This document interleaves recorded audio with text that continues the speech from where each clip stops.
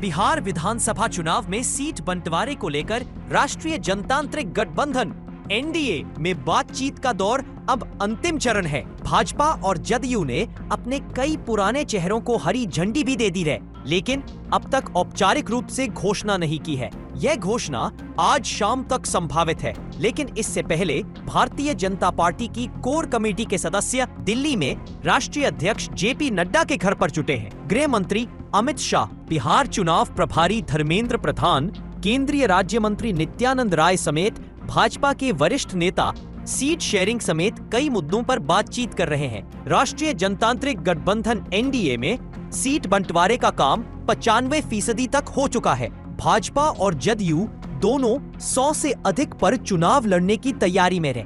केंद्रीय चिराग पासवान की पार्टी को 28, केंद्रीय मंत्री जीतन राम मांझी को 8 और राष्ट्रीय लोक मोर्चा के अध्यक्ष उपेंद्र कुशवाहा की पार्टी को करीब 5 सीटें भाजपा और जदयू देना चाहती है, लेकिन लोक जनशक्ति पार्टी, रामविलास और हिंदुस्तानी आवाम मोर्चा मानने को तैयार नहीं। चिराग 35 से कम सीटों पर चुनाव नहीं लड़ना चाहते हैं। वहीं जीतन राम मांझी का तर्क है कि राज्य स्तर की पार्टी बनने के लिए 8 विधायक चाहिए। हमारे पास पहले से 4 विधायक हैं। ऐसे में 15 सीटों से कम पर चुनाव हम लोग नहीं लड़ सकते हैं। वहीं आरएलएसपी के अध्यक्ष उपेंद्र कुशवाहा ने 24 सीटों की मांग की है। तीनों पार्टी के नेताओं ने चुनाव प्रभारी धर्मेंद्र प्रधान से मिलकर अपनी अपनी बात रख दी है। जदयू की कार्यकारी अध्यक्ष संजय झा ने दावा किया है कि एनडीए के घटक दलों के कहीं कोई मतभेद नहीं है, सब लोग एकजुट है।